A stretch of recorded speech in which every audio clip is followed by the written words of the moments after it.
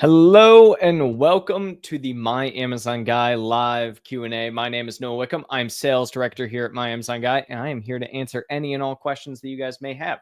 I am happy to be here. You can see all my nice little Christmas decor here, and we're getting into the season. 'Tis the season, some might say. So I'm going to answer any questions that you guys throw in the chat today. I am excited to be here. We are not going to be doing one of these next week, unfortunately, because I am going to take some time off instead. So hopefully, if you have a immediate need, we can get to that today and answer them. And we're just gonna jump into as many questions as possible. So, without further ado, let's hop on in and let's start with Thinkerish. Merry Christmas and thank you for all you do for us. I am happy to. Merry Christmas to you as well. He also has a question for us. He says, "Where can I create a discount in Amazon FBA? How to switch from professional to personal account? Where do I see the money spent per month?" Okay, so let's dive into a few of these. So where can you create a discount in Amazon FBA? There's a few different ways that you can do discounts. The first and most obvious one would be creating a sale price. You do that, and I might even just share my screen and do this. You can create a sale price if we go like this. Let's go over to manage all inventory. I'll just pick the first product that I see here, Thinkerish. Let's take this, edit listing, come over to this tab, and then let's go down to, so you have your minimum advertise. If you put anything in here, you cannot have any price that is lower than this. But right here, sale price. So this is the first place to do some form of discount, would just be your sale price area. So do it there.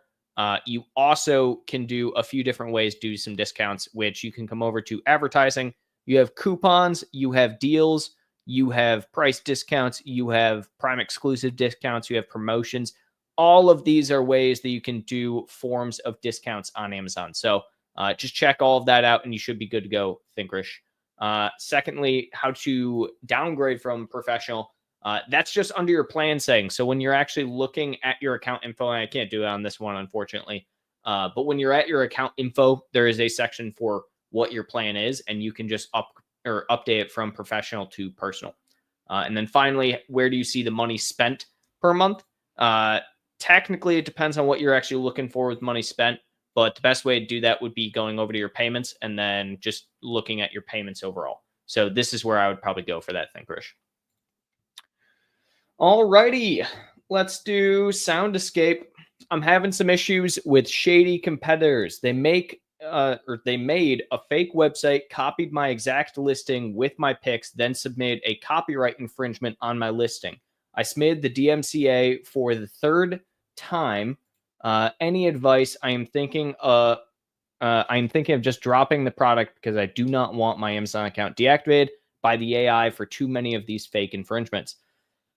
Yeah, this is a pretty severe hijacking issue from what it sounds like. So the thing is, if you do not own the brand rights and you don't own the copyright to the brand or the trademark at all, you're going to have a pretty hard time here because it sounds like they do have that because they have essentially submitted, the copyright against you, which means they have all of that information already.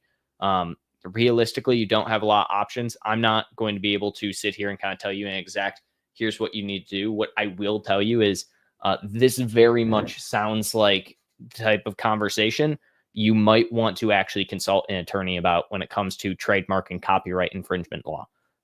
That is an honest suggestion from me. I can't give you perfect legal advice because I'm not a lawyer, unfortunately. But what I can tell you is that this sounds very clear cut, like they may have undercut you when it came to the trademark, to the copyright, and to the overall product as well. So it's unfortunate. You may want to end up giving it up, but I would at the very least, talk to somebody within that realm of professionalism first and see if they have any other thoughts on it. But realistically, the only thing you can do is fight back, show that you have the trademark if you do, show all of your paperwork, show your copyright information as well. DMCA can only do so much if you don't have a copyright, unfortunately. So there's not a lot of avenues here for you, Soundscape, unfortunately, but hoping for the best for you. And, sometimes it is better to just cut your losses and move on to the next.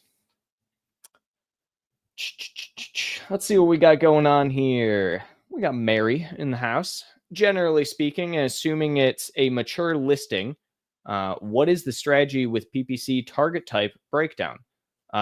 Rough breakdown of one keyword exact phrase, broad, auto. Thanks.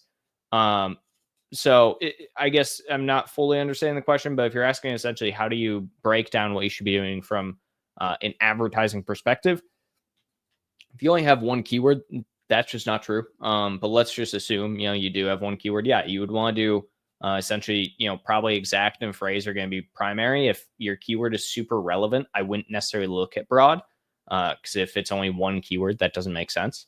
Auto, yeah, always. I would probably focus a lot more on things like sponsored brand as well, because that's going to help you with a lot of that kind of top of funnel search placement.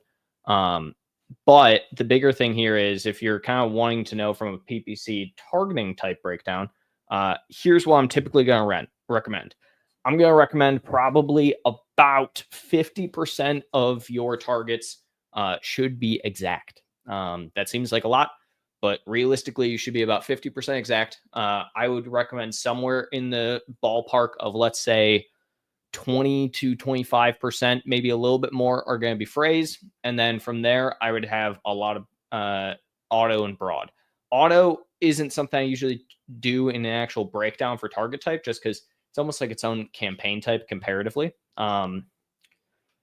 What I will say as well is you want to probably have about 5% of your total allotment to sponsored brand and sponsored display as well, especially for a mature listing, because that's the areas you're going to see real like brand growth and real market growth for your actual product. So if you have that kind of breakdown within your ad, you should be fine.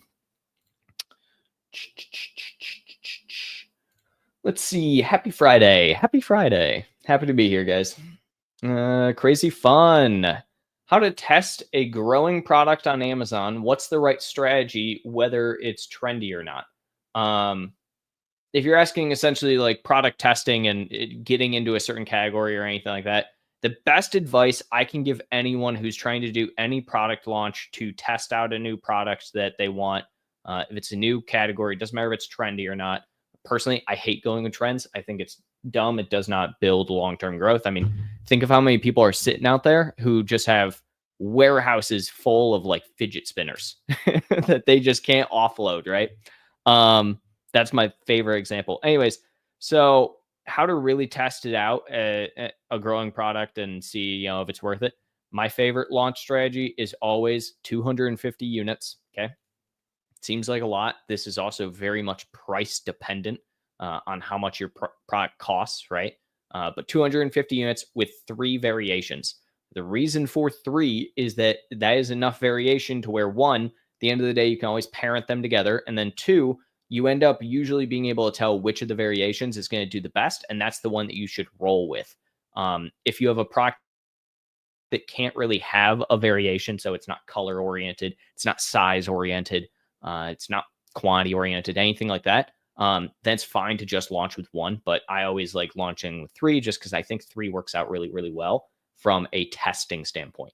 You'll probably end up having 250 units or 240 that don't really do anything, but you may end up having 500 that fly off the shelf. So it gives you a good baseline for where you should be at. It really also, again, that 250 number depends on how much your product costs.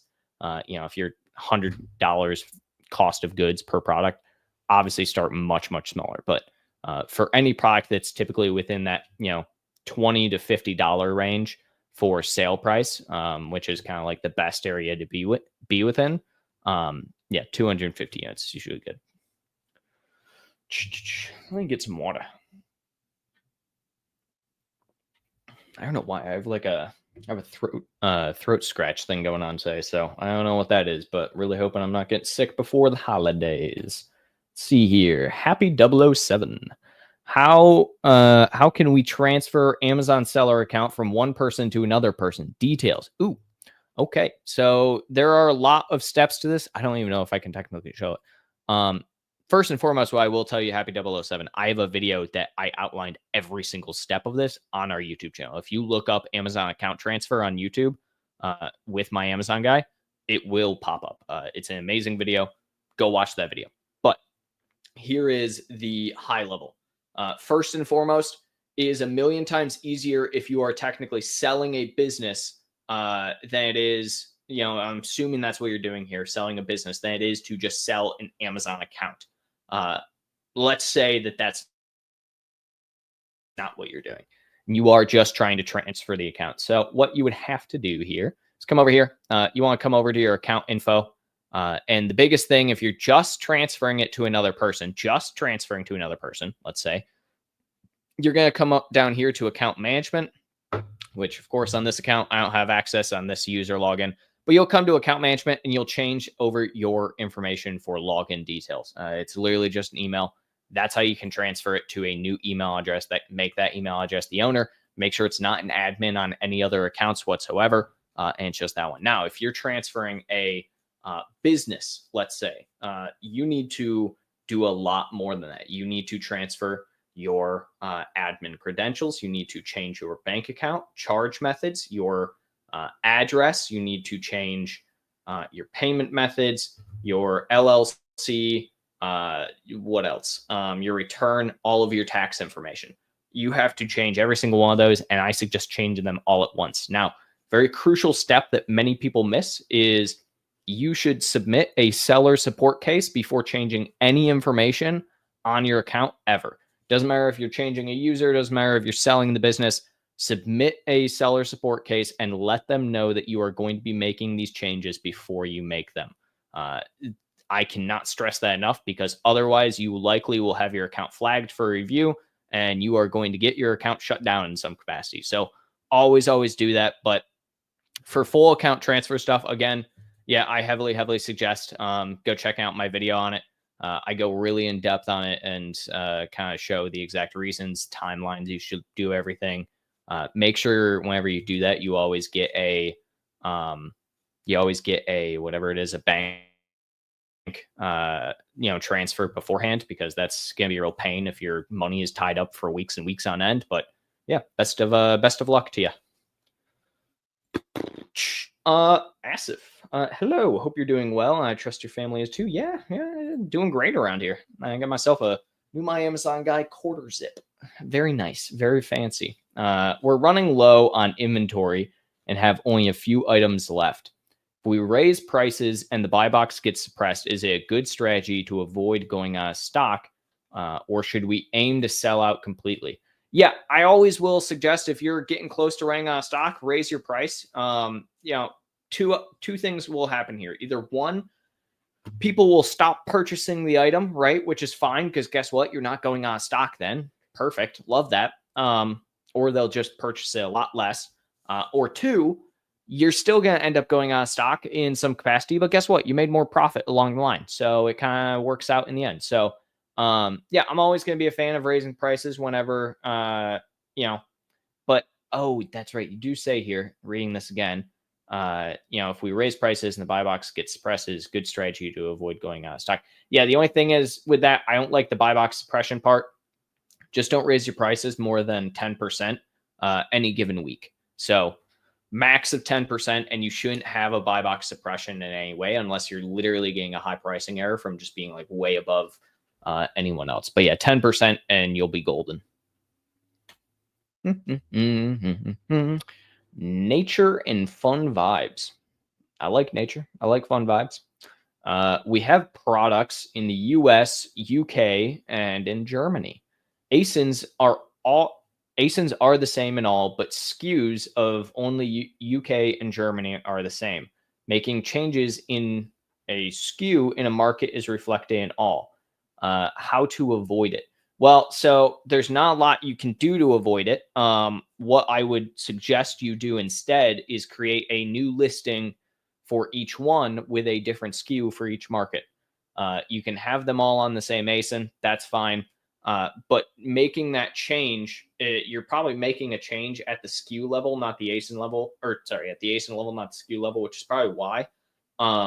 So realistically speaking, yeah, that's supposed to happen.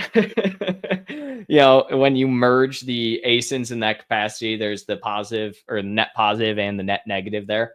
But yeah, you should create a different listing SKU wise for each one of the different markets first and foremost, and that should mostly solve the issue. The secondary layer of that as well that I would look at is specifically looking at having the ASINs, when it does do that, not merged. And what I mean by that is essentially you can designate marketplaces to make specific updates. And if that's what you're currently doing, it's still merging across. I would hope that the skew issue will be solved. Otherwise, I would be also curious as to what changes you're making and how you're making them. If you're doing them via flat file, you shouldn't be experiencing this issue. I would also look at using the Sell Globally platform if you're not already to make any of those changes, and make sure that you don't have the marketplaces linked, because I can actually, let me see if I can do this real quick and just kind of show you. On Sell Globally, oh, that's right, they have their new dashboard. I like this new dashboard. On Sell Globally, when you're looking at listings, you actually have this ability. I can't do it right now. That sucks. You have this ability to essentially, anytime you have a listing across different marketplaces, to have it paired, which will then essentially, oh, wait, here we go. Yeah, here we go. All right. So under the Build International Listings aspect of things, you may end up having a couple of your marketplaces connected, which means that all of the listing changes will synchronize. So if that is the case, that is an issue that you pretty much have to remove this and then redo the listing and then merge it back together. So it's a bit of a pain in the butt, but you can easily do it most of the time. Asif, currently we're selling a product sourced from China, but the high product costs have put us at a loss. Oof.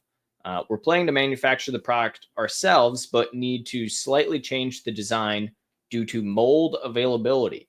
Should we list the new design as a variation on the current listing, or create a separate listing and possibly merge them later? I mean, you can still list it as a new design and potentially merge them later. That's not an issue. Just for the sake of growth potential with this new variation, I would absolutely just put it onto the current listing with a parentage, and then I would look at doing a merge down the line as well.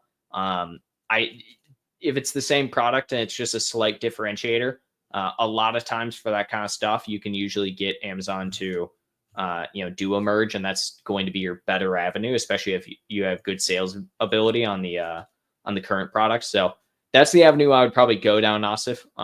Past that as well, the big thing that I would look at is essentially making sure that when you do this, you're not making it blatantly obvious new product, right? Because if it is, you're not going to really be able to merge. But if it's pretty much the same product, same everything, except for a slight differentiation in how it's looking due to the mold, that's usually not a big issue when it comes to merges.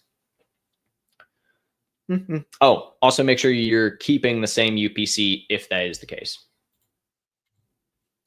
Roichi, good to see you. New ASIN, almost selling out and ranking very well, but I'm afraid of selling out by beginning of next month at this rate. I'm not getting next shipment till first week of February. I don't want to lose my rank, and I want to keep momentum, even though the next decisions will impact it. So should I increase price by $1 or $2, which I need to do since I'm still not making anything? Or someone said to wait right before it goes out of stock to increase the price real high so that the rank remains and listing gets suppressed. And this will buy time mid-January till first shipment arrives, which I do. I don't like that. I don't know why people think the suppressed listing keeps rank. It doesn't. That's not how that works. I've heard this from multiple people now. And if someone can link me the video, the post, or whoever said it, I would love to look at it. Because it's not true. You can't just have a suppressed product listing and keep your rank. That's not how that works. Rank is entirely dependent on sales volume.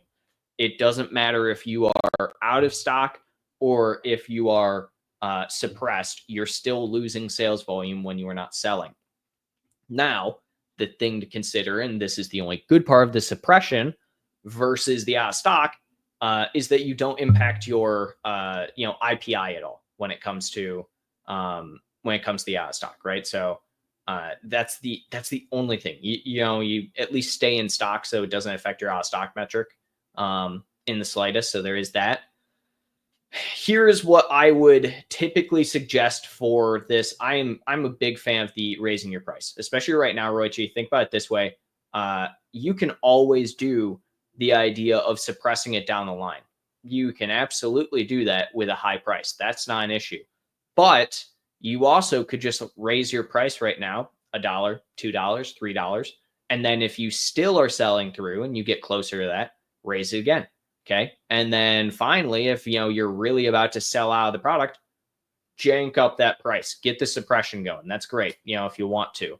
Again, not 100% necessary, just helps your IPI along the lines, or down the line, I should say. So yeah, I mean, absolutely raise your price, but you don't have to wait to do that. You can always do that, especially if you're going to run out of stock. I would definitely, advise that you do that. Difference between SEO PPC, is it simply organic or paid? Yes. SEO is your organic keywords that you are trying to rank for, and PPC is your paid keywords that it's in the name, pay per click, right? So yeah, it's simple as that, Matt. Viper, hey Noah, happy Friday. Any ideas on how to get your product through Amazon warehouse? My packages have been there for almost 2 months. Unfortunately, no. I was actually just talking to someone this morning who is facing a very similar issue, Viper. We have things like 7 of Amazon's warehouses have strikes going on. It is just a, very difficult time of the year for this type of thing. Unfortunately, no. There's not a lot you can do, especially with Amazon releasing that, statement earlier in the year, adding an extra 30 to 45 days to all receiving time in Q4, which I think is a bit ridiculous, that they can just do that in the middle of Q4 nonetheless, because it completely throws off people's forecasting metrics. Now, this is what I'm going to say, Viper. I will always, always, always tell people, if you even have a slight doubt that your inventory will not be available at some point in Q4 or at the beginning of Q1, send your inventory in at the latest the first or second week of September.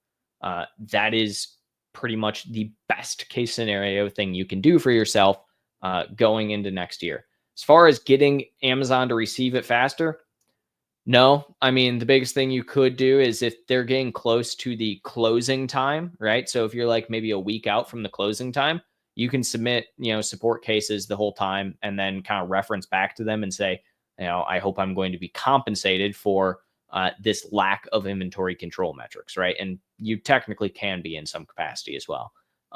So you can only submit support cases. Seller support does nothing with the warehouse, unfortunately. It's very difficult to do anything there. It's just busy. That's the sad truth. It's Q4. It's busy. There's not a lot you can do for them. So, and then you ask Viper, how long do you give a product to see if it could be viable after doing the launch strategy?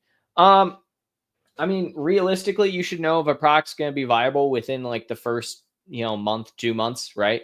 If you order, let's say 90 days or a theoretical 90 days inventory, 250 units, I would hope that you're selling through at least 50 to 75% of those 50 units by like the end of month 2, beginning of month 3. That's kind of where I put my metric at.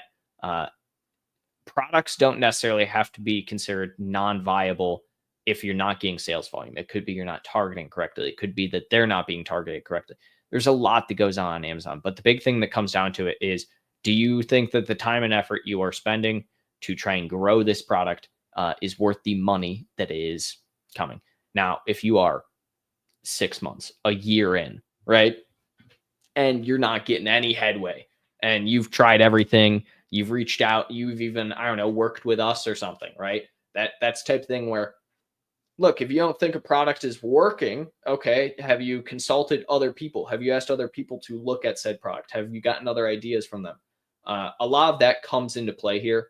The big thing that I always am going to encourage sellers is, if you do think that your product is not going to work and it's a dead product, do not try and continue to funnel money into it. Just get out and move on to the next. Amazon sellers really suck at that. They just do. I've been victim myself of it, where I thought something was going to do amazing and it just didn't.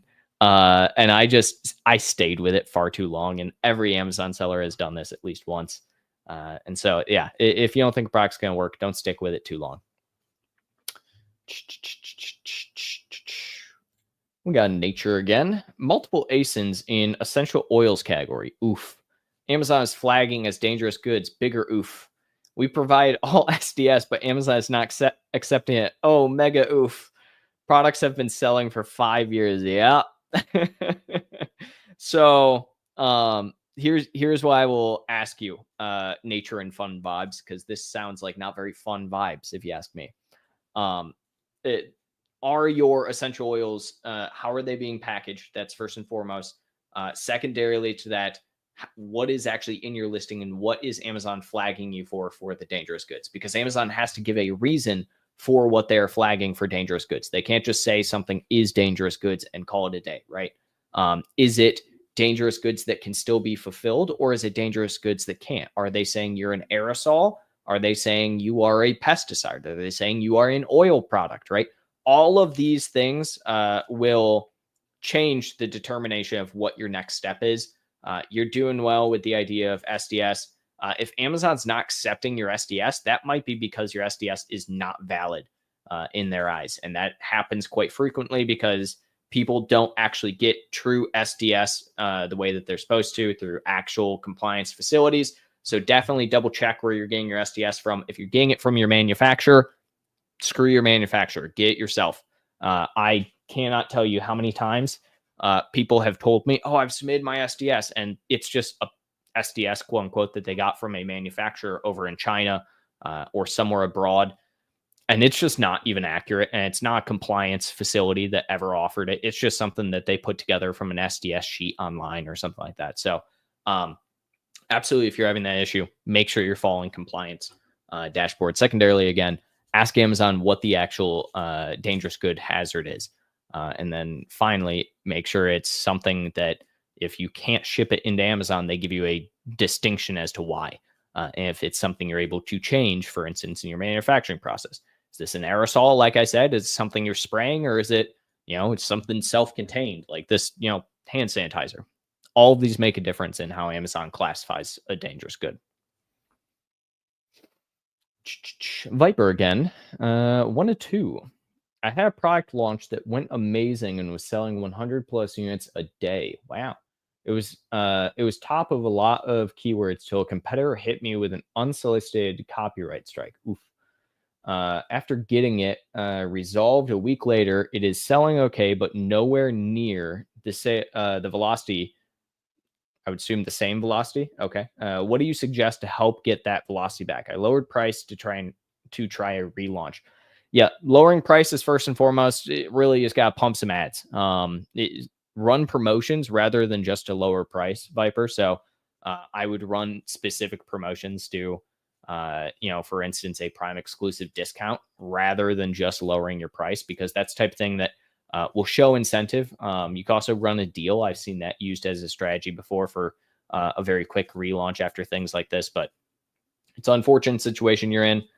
Your best course of action, again, is just, yes, promotion, PPC, promotion, PPC. Say it again, promotion, PPC, right? All of that will help you immensely when it comes to kind of that bounce back and getting that rubber band effect. But it really comes down to where you are at in your sales volume and like how much percentage wise have you actually lost, right? Are you 50% lower, 100% lower, right? All of that will kind of affect how fast this can really happen.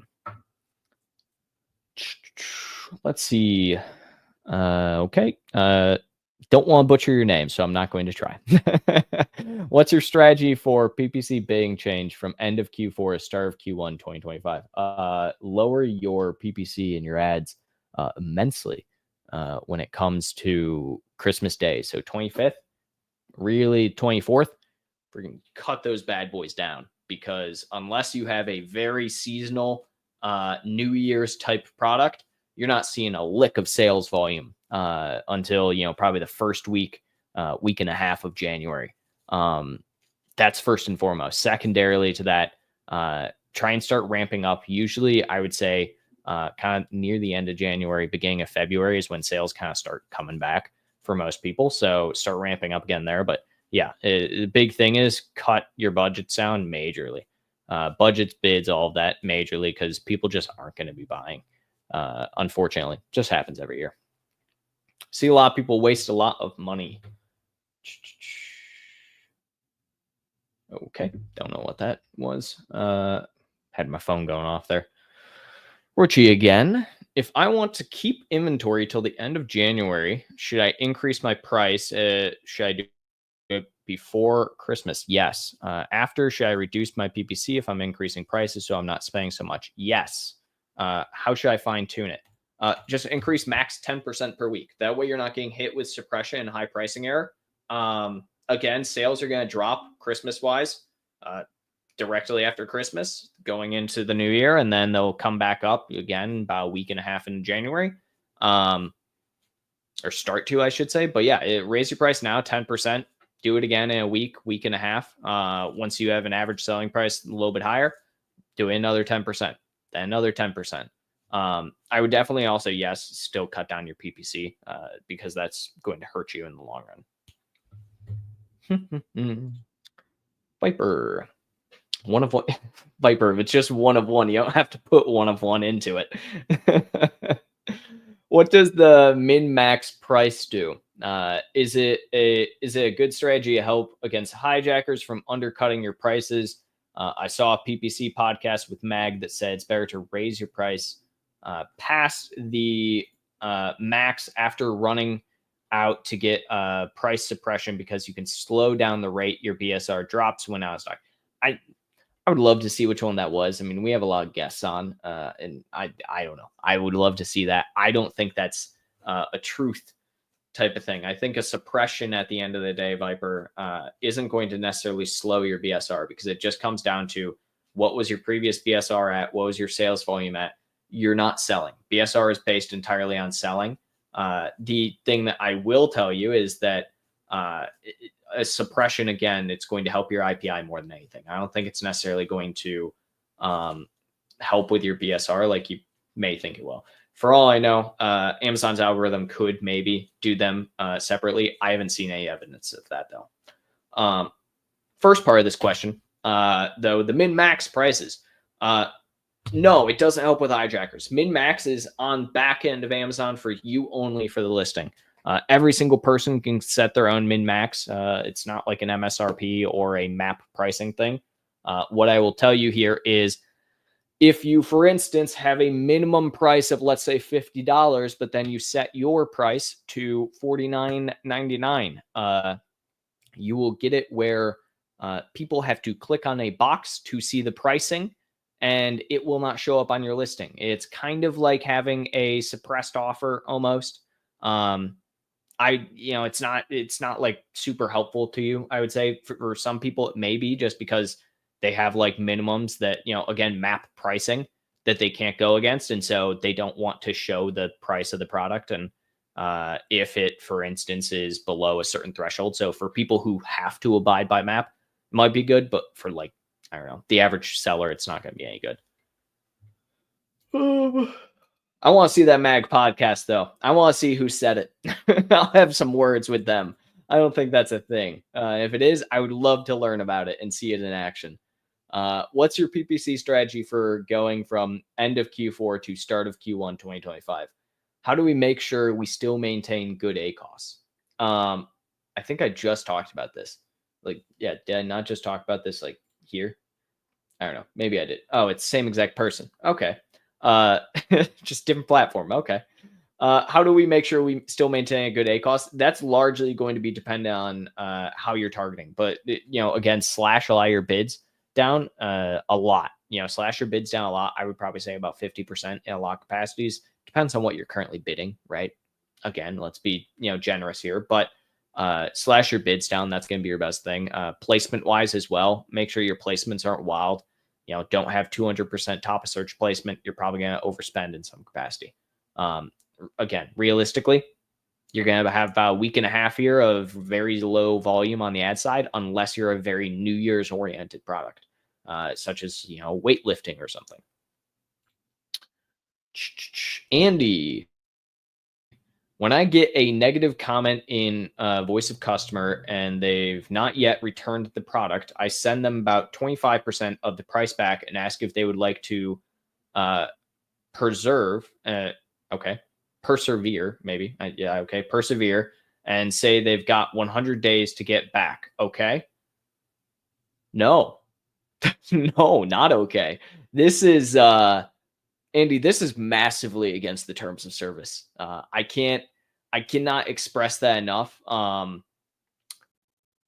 Yeah, this is very much, I'm asking you to change your or your negative review to a positive one, but I'm not directly asking you. And it may work for some time, Andy, but I can almost assuredly tell you it will not work forever. And when it stops working, Amazon will take away every single one of those potentially changed reviews from your listing. And they will also ding you massively and not allow you to speak to customers anymore. And they will, a lot of things. This is not like again, this is very much akin to asking the question without asking the question. Maybe it's slight gray area. I would not do this. Either give them a return or a refund and let them return the product, or don't, and just say, sorry for your negative experience. Maybe you can say sorry for this, and let them know that let them know that in the future they can have a discount or anything like that. If they'd like to persevere and say they've got 100 days to get back, okay, that's fine as well. That part is fine if they want to send that return.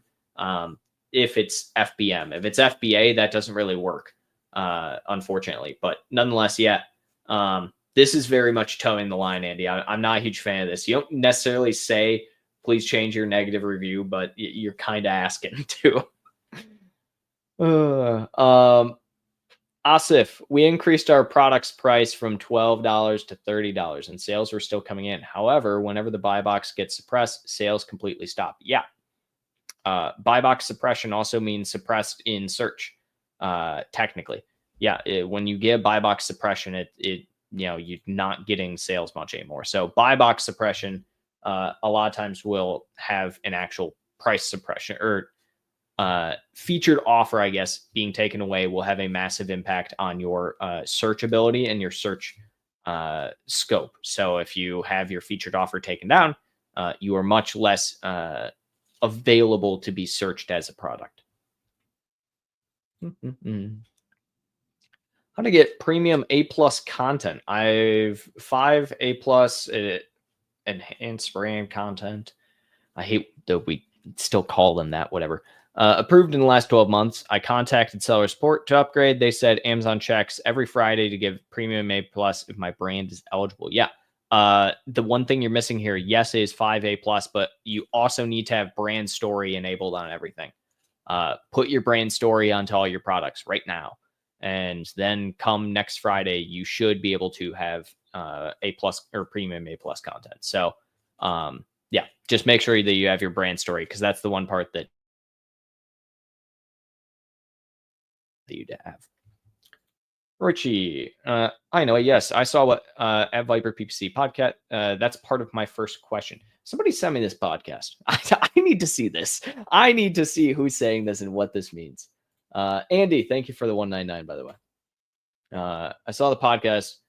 Viper was talking about increasing price to suppress listing. That's what I was referring to. Okay, yeah. So you guys are talking about that. Cool. What's IPI? Inventory performance something. It's your inventory performance metric, essentially. Let me look at this. What's the actual definition of IPI? No, it's inventory performance. I just don't know what the actual other I stands for. Index. Inventory performance index. I can share screen. This IPI score. It's based on your excess inventory, in-stock rate, sell-through rate, and stranded inventory. So in-stock rate, this is the thing where if you're looking, again, for suppression versus going out of stock, it will help massively with your this. Again, high pricing error doesn't just take away your featured offer. It can suppress the entire listing, which does not have or does not have any form of positive impact on keeping your BSR. What should we do now? Should we keep the buy box suppressed or sell the remaining stock? I mean, that's up to you. Again, if you're looking at IPI, if you have a super healthy IPI, I would try and keep that as healthy as possible. Also, it's not necessarily something that's going to be great for you to have a less of an IPI going into the new year, especially it depends on how long until you're going to have new stock. I would instead probably look at just seeing what is the middle ground at what you can sell for a high price versus what you can't. Deepak, should we wait for Vine reviews to roll in before doing PPC for new launches? No, immediately do PPC. Yeah, Vine reviews will roll in, but they can roll in for like 2-3 months afterwards. So absolutely do not wait for all of your Vine reviews. Do PPC right at launch. Are you wasting money on holiday ads with Kevin? Was the pod title, I believe. I'm talking to Kevin. This entire Friday Live has turned into Noah being annoyed at potentially wrong information out there, which, don't get me wrong, I have also put wrong information out. I'm sure people have quoted it before, and I've had to go back and be like, nah, wrong. I actually, there was a YouTube comment just yesterday that actually went over that type of stuff. Let me talk to Kevin. I'll look for it. I'll watch it. I'll see what he says. I'll see what's going on. I don't know if I would approve that strategy personally, but I suppose it could potentially be one. Again, it'll help your IPI comparatively to just going fully out of stock. So there is that aspect of things. Carlos, I have a better product than my competitors and with a similar price and reviews, but I am not reaching their sales. In fact, they can have 500 sales a month and I have 20. What can this be due to? They are advertising more. They have more reviews than you. They have a higher organic ranking than you. I mean, there's a lot of things that can happen here. I mean, with similar price and reviews, okay, so they don't have more reviews than you, but I'm not reaching their sales. And in fact, they have 500 sales a month. I mean, that just sounds like organic ranking, right? So they're probably ranked much more higher organically. And I would look at, go into Helium. Let me see if I can log into Helium and show this. Probably. I don't know. I'm going to click on a random account and whoever I choose is whoever I choose. There we go. All right. Go into Helium and then choose a random account. Oh, I'm not showing the thing. Put their product in and everything. See what they're ranking on. See what their sponsored is, right? I'm guessing they're probably paying a lot for that, right? If they're beating you, Carlos, go to Cerebro, put their product in, see what their actual keywords are, see what their organic is and what their paid is, and go after it. Make sure that they're also not taking direct from you and they're not advertising towards you. Do some defensive targeting. Let's see. Rochi, is it a big mistake doing price increase before Christmas? No. I mean, at this point, if I go on to Amazon, how many products out there do you think there are that still, arrive before Christmas? I mean, let's just do, I don't know, what's a popular Christmas item?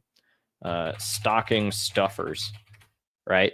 Like realistically, there's quite a few that still are before Christmas around my area, but there's also a lot of products that just aren't. I'm just looking right now and just saying arrives after Christmas, right? Arrives after Christmas, before Christmas, arrives at, so it's a healthy mix. Just depends on the product. But no, it's not necessarily a bad idea to do it right before Christmas. I mean, again, you're about to have a sales decline anyways because of the new year. So, go ahead, do it. Especially if it's to avoid running out of stock. How do I do price discovery before launch for a design-specific product in home decor? Secondary thing. I have a bunch of things I need to get to here in a second. And then we have, I already validated my design using IntelliLivy against the top seller. Should I run polls with my design plus price against the competitors multiple times? Yeah, I would do a lot of pick foos personally for any of those design ones. As far as price goes, the big thing when it comes to price competitiveness is I would actually look and see what the average selling price in the category is. You want to be somewhere within 10% usually. of your average selling price, whether it's 10% lower or 10% higher for the category for all of your competitors. So focus there first and foremost when you're looking and doing pricing discovery. If you can't make that work from a profitable venture, it might not be the product for you. I am noticing I have a bunch of things I was supposed to answer like 10, 15 minutes ago, and Viper's probably so angry at me because I didn't do this one. Thank you for the $10, Viper. I promise I wasn't purposefully ignoring you. 4 of my shipments were closed to being past the 90-day window of not being checked into the warehouse. What can I do? Recently, one of them started getting inventory, but still shows closed. You need to reach out to seller support immediately. I will let you know, this is actually the type of thing that you could get quite a bit of money back from Amazon for if you use a service like our My Refund Guy service. This is the type of thing that is considered, especially if they marked it as having been delivered. This is absolutely the type of thing that they can and should be considered, Amazon lost inventory. So absolutely. If you're not using a service like My Refund Guy, reach out to us. We're happy to do it. But the big thing here is, yes, reach out to seller support immediately. Let them know the issue that you have had here of you believe that Amazon has just taken too long to check in the product. And you can actually, on the shipment, it depends on when it was closed, to be fair, of the 90 days, but you can dispute the shipment directly within it once it is closed. So any inventory disputes or anything, you can't dispute during the time until that 90-day window. So if you're just past that 90-day window, Viper, you should go into the actual shipment. You can then dispute the shipment and have a seller support case instantly raised for it. And best case scenario, you'll get reimbursed for everything and your inventory will be back in stock. Worst case scenario, Amazon has to reimburse you in some capacity and your stock never comes to fruition. That's kind of where you're going to land at, is in between somewhere in there. Again, this type of thing that we handle quite a bit. Happy to give more advice on this if you have questions, but this type of thing that, really sucks this time of year because Amazon is just really bad with warehouse management this year.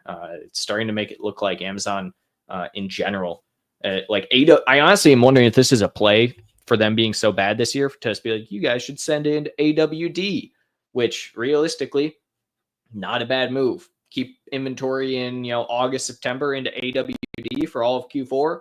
It's a lot cheaper than doing it in FBA, and then come into FBA season, it's a lot faster than anything else. So unfortunately, Viper, not a ton you can do except for that dispute. And again, if you really need help getting some money back on this and reimbursements, reach out to us. Happy to help you. And then Andy sent a super sticker, whatever that is. I'm not positive. I don't know, but it's $5. Thank you, Andy. I appreciate that. We appreciate that. All right, where was I before this? I think Roichi. Yeah.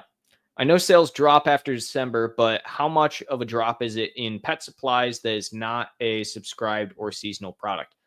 I can't give you a direct amount, right? It's going to be a drop.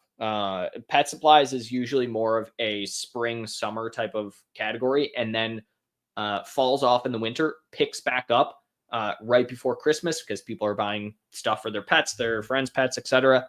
And then it'll drop right back off until about the first week of March. That's kind of most of the pet supplies industry. It also depends what the actual pet supply is, right? So is this a outdoor toy, or is this a fluffy dragon that a dog can chew on? So really much depends on the product. What I would look at is similar competitors, Richie, and see what their helium graph shows for the last couple of years.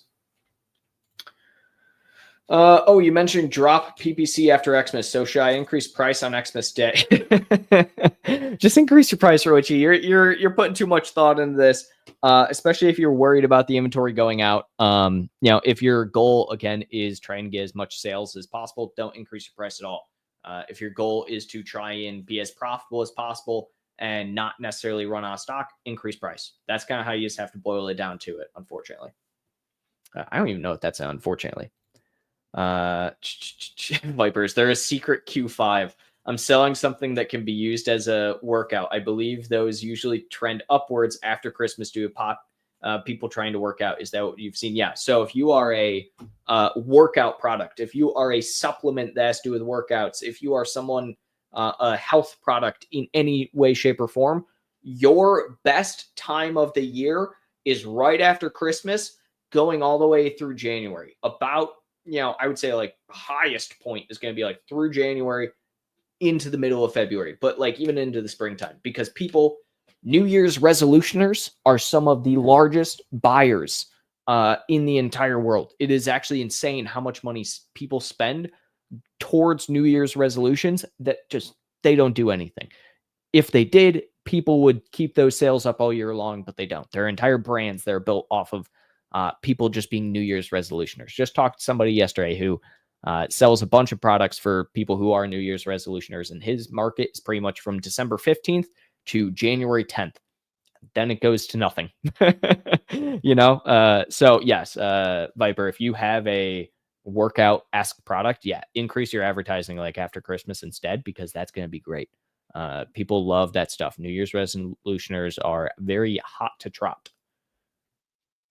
Roichi, sorry for repeat questions. It won't remove my questions. You're good. Do I lower PPC starting on Xmas Day? And what average percentage should I reduce? Okay, so this is the one from earlier, Roichi, that I think I already answered. Like 50%. Andy. In voice of customer, I'm referring to comments in voice of customer, product reviews. Oh, Andy, you make me this so much happier. I was worried here that you were just committing the ultimate taboo. These comments go in 12 weeks anyways. My 25% refund question. Yeah, I thought you can interact with voice of customer people, make them happy. In fact, Amazon congratulate you when you have positive response. Yeah, and that's my bad if I had not read those voice of the customer. I read those reviews because yeah, I was very worried for you because that would be a big no if it's reviews. If it's voice of the customer, I think that's great. That's still technically feedback at the end of the day, right? So voice of the customer is still a form of feedback, but yeah, if you're doing it for that and you're not encouraging them to redo the positive review or the positive feedback, not as big of a snafu here. Voice of the customer technically still, remember, is a form of feedback, but it's not as impactful as reviews. So you're still towing a gray line, just not as a dark gray line, I should say, as it was. So good to you on that. And again, thank you for the super there. Abdullah Khan, it seems like we haven't been getting sales in the last few days, even after adding more products. However, November was quite good, but now in December, there's been a huge drop in sales. What should we do now? Well, I would ask the question of, have you checked to see if your product arrives before Christmas? If your product does not arrive before Christmas, then you just get hit early with the Christmas decline, unfortunately. A big thing as well, I would check your advertising. Are you getting any impressions and clicks? Because if not, guess what? Your competitors probably are outranking you tenfold on advertising and PPC. This is the highest selling season of the year, Abdullah. People are very competitive this time of year, so advertising gets very dicey. The biggest thing to note is that, look to see if there's any issues on your product. First and foremost, look to see when your actual product is going to be fulfilled and when it will be delivered. If it's after Christmas, yeah, that's going to have a major impact to your overall sales volume. Kevin doesn't say it. I believe it was his guest, not trying to get him in trouble. Okay, well, that makes me feel a little bit better. I still want to know which guest it was. Let me look at this. I'm about to have my social team just start an entire renegade. I want to know what's going on here. I'll look this up, Viper. I promise you I'll set whoever it is right. I want to know. I want to hear it from them and see who it is. It's going to really suck if it's somebody that I have a good relationship with. Actually, it'll probably be better if it's someone I have a good relationship with, because then I can just give them crap. All right, let's go to Mimi, I believe. Does holidays slow down sales when selling something that is not for Christmas? Is there a resolution, or is there a solution to this? Yeah, it's called seasonality. If you don't sell a product that could be giftable, if it's not for Christmas, it's not for workout or anything like that, then in that case, you're going to see a decline in overall sales volume. It's just seasonality and how it works on Amazon, right? So No, there's not really a solution to it. Every product is almost every product is seasonal. See, Viper, that's one of those things that I have gotten in trouble for in the past for saying, is that everything is seasonal. Most everything on Amazon is seasonal in some capacity or another, Mimi. So unfortunately, that's just how it goes. There's not much you can do if you don't have a giftable product or if you don't have a product that works well within the season, right? So it's pretty much keep your regular sales volume, keep your regular ads going, and make a whatever it is, non-high season strategy, I guess is the best way to put it. Let's see here. Let's see. Oh, I'm getting news. Last Tuesday, Daniel Head. I don't know Daniel Head, so there we go. I don't feel as bad now about him potentially being wrong. But I'm not gonna call him out like that until I actually hear what he has to say. So my question is, if I link my FBA account with TikTok, when someone buys from TikTok, will Amazon also take their commission as well as TikTok? And how much would that be roughly? You're getting into a realm I don't know, actually, Bilal. I don't know. I would assume if it's through the actual partnership with between Amazon and TikTok, and you are just listing your Prime product on TikTok to be sold via Prime, I would very much assume that it's only going to take one or the other. So, but you will likely have the referral fee from one platform, I would assume TikTok, and then you will have the fulfillment fee from Amazon. Am I positive on that? No. I can look into that. I'm not a huge TikTok guy, unfortunately.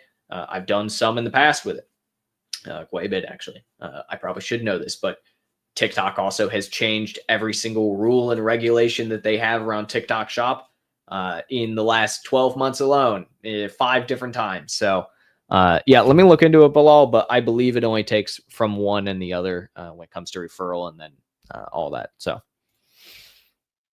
Marnie, what's the best strategy for launching a new color variation for my product? Launch it, do it under the parentage. You immediately have reviews. You can cross-sell it as well.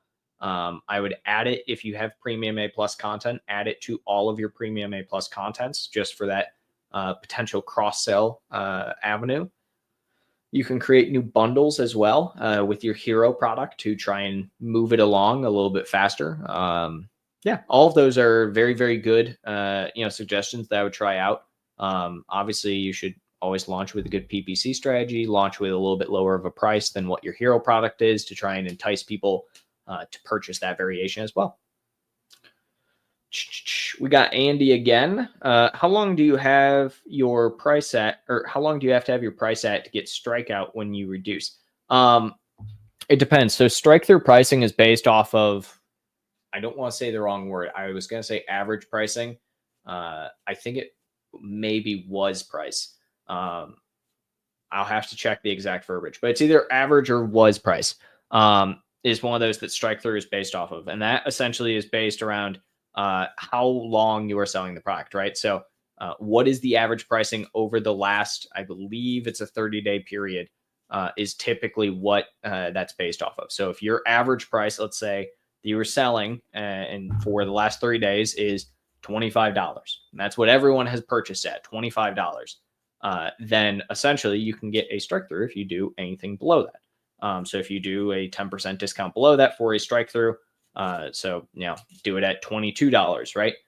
You get strike through price as long as it's that lower percentage than your average. Can Western sellers buying from China really make a profit selling a Me Too product? I don't know what that means. I can't imagine they can compete with Chinese manufacturers. Yeah, I mean, how many brands there are that are are not Chinese? Like, yes, are Chinese sellers selling so much lower priced than Western sellers in general? Yeah. Can you still compete? Absolutely. The one thing that Chinese sellers have not really gotten down pat is branding. and creating a brand. No one in the world is going to remember XY or XIYZOW as a brand, right? They're going to just know it as, I don't even know if that's the case here, but just random little product, right? No name product that can be mass produced. But if you start to create a brand on Amazon, something that's not also oversaturated with easy to produce products, and that's the very key there, easy to produce. If you go and you're wanting to make like a bamboo bread box, for instance, do you know how many bamboo bread boxes there are on Amazon? You know how many I could look at right now, I bet, and are the exact same product across the board? Like there's no differentiation between them except for like one thing. Let's actually do this. Bamboo bread box. This is one of those areas where I can almost guarantee if I click on any, oh, I'm not sharing my screen. I bet if I click, I mean, look at this right here. Here is this bamboo bread box. Here's this bamboo bread box and this one. What is the differentiation between like this one right here? Like what makes that one different? What makes this one different? What makes this one different? Again, this one. Do you see what I mean? There's nothing that changes these. Like there are ones in the top one. The top one is like, this is the Homo Co. Oh, it's sponsored. Okay. But like that was the same one. They're the same exact product. Do you get what I mean, Andy? It's about differentiation. Do you have a brand versus a product, and what makes your brand better? What makes your product better? You can't compete on price. That's fine. How can you compete? That's what it comes down to. Let's do Roy Chi. I'm ranking number 10 for a high volume keyword and ranking a lot in many keywords, but only geared towards a specific function. My product has 6 functions and has all keywords for all 6 functions in my listing. EBC, just call it A+. Alt text and title, and PPC. But I'm performing well in one function. So for a new variation color being launched in February, should I use keywords of the other functions in PPC so I can rank in those functions, so I can join forces in keywords and rank in more than one function? Yes, is the short answer. You're probably looking for an explanation as to why I would say yes, but the realistic answer is yes. The reason for that is essentially your parentage will end up ranking longer term, right? And if you do a parentage with more organic, you can, if somebody's not even looking for that function, or maybe they don't know that there's another function for it, let's say, but you have the variation for those other functions, that helps, right? You are doing essentially a cross-sell avenue for these different function items. As long as they are materially the same in that capacity and you're not going to run into an issue with your with doing a parentage, absolutely go forward with it. Oh, I got something in my eye. Don't like that. Does the ACOS stay lowest during November, December, and increase on January if same bid is kept? I saw my best ACOS in December, even though bid was same all year, almost half that September. Yes, is the short answer again. Look at it this way. The reason your ACOS is so low is because you're getting more sales. Your conversion rate is increasing because people who are clicking on your product are more likely to buy it during this time of year because of what's going on, this time of year, which is holiday season. People are more likely to spend money, purchase a product. Going into January, they're not going to be that likely again. And actually, it's one of the lowest sales volume months of the year. So absolutely, if you are going to see an increase in ACOS comparatively to November, December.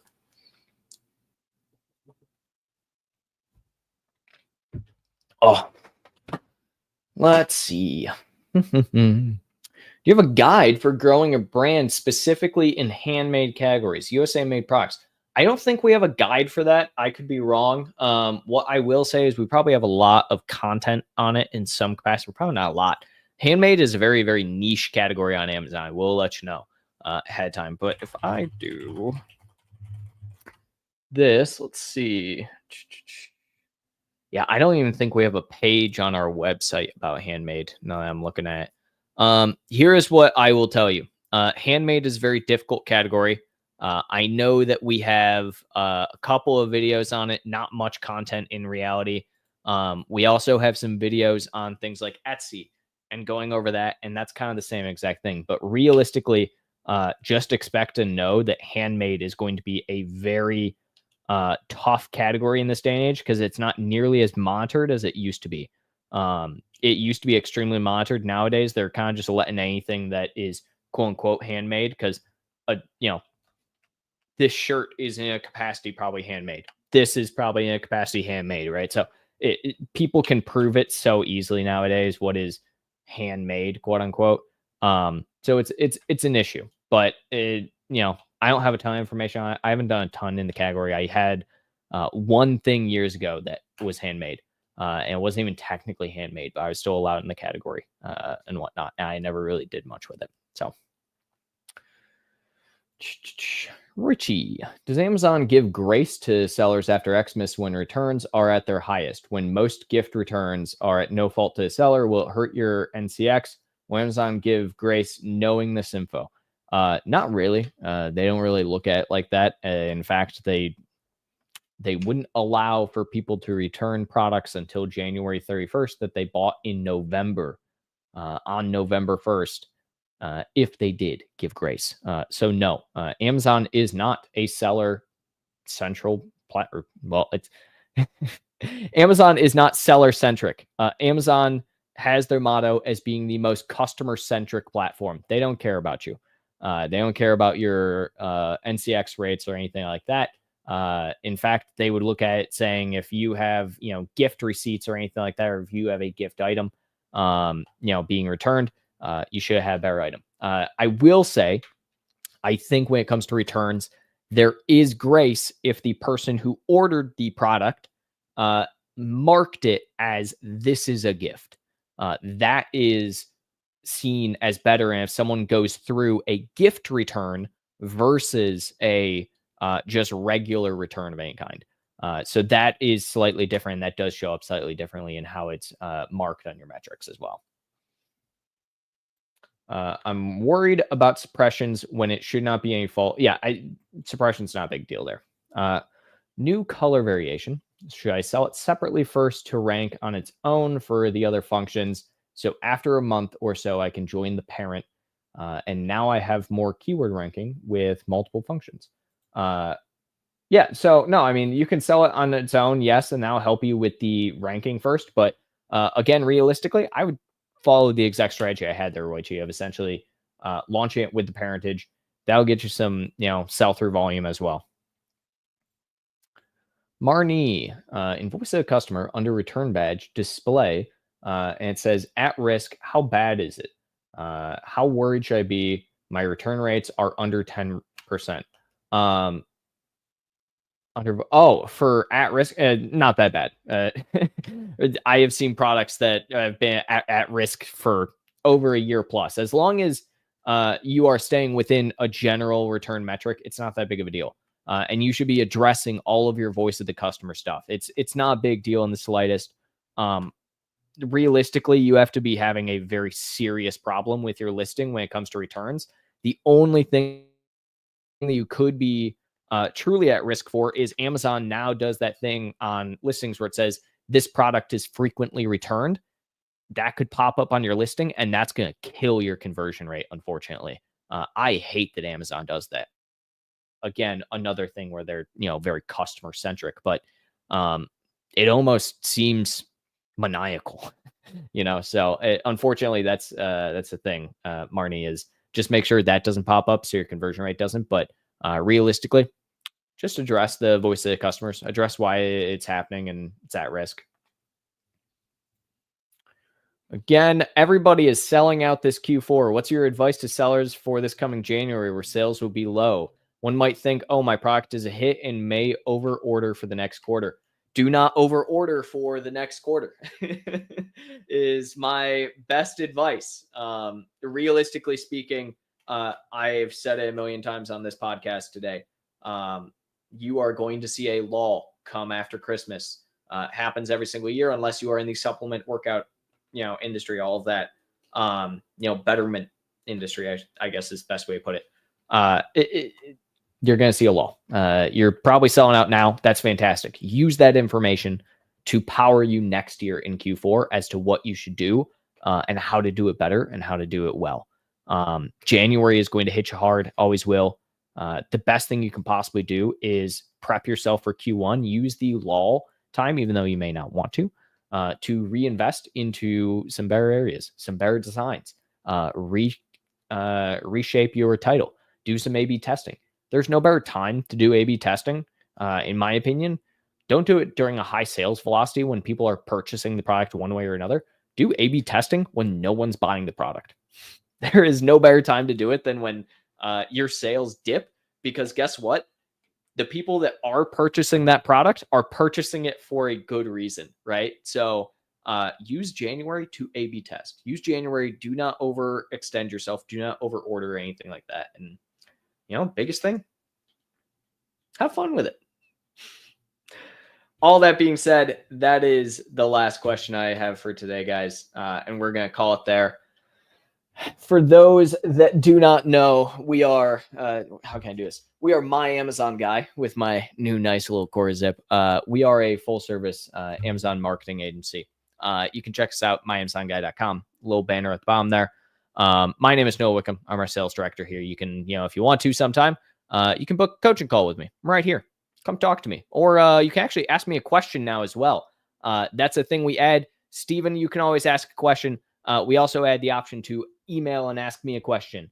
I will answer them in record pace. I'm trying to beat Steven's record of being able to answer how fast they are. So all that being said, guys, if you are in need of Amazon agency services, we are one of the largest and best around. So please come check us out sometime. Thank you all for coming. Again, we are not going to be having this next week because I'm taking myself a little break. Outside of that, I hope everyone has a very Merry Christmas and a Happy New Year. We will be back in the new year better than ever. Actually, for those that follow me on LinkedIn, you probably already saw this. For those that did not or do not follow me on LinkedIn, I will pull this up and share this real quick. We recently launched I put this out earlier. You probably can't even see it. We recently launched a 2025 PPC guide. If you are looking for help with PPC, which many of you, it sounds like you are in 2025, check this out. Check it out. It's amazing. You can come to our website, check this out as well. I'll have social team put it in the chat, maybe if they have a link to it real quick. But absolutely check this out. This is going to be really great for you to kick off your 2025 effectively. We will also be putting out a new essentially a series in January, every couple of days in January, with myself doing a in-depth walkthrough on PPC in the new year and what you should be doing. So all that being said, check out the PPC guide is in the chat now. Check out our YouTube channel. Follow me on LinkedIn for all of these types of tips. And again, have a very Merry Christmas and a Happy New Year and happy selling, everybody. See ya.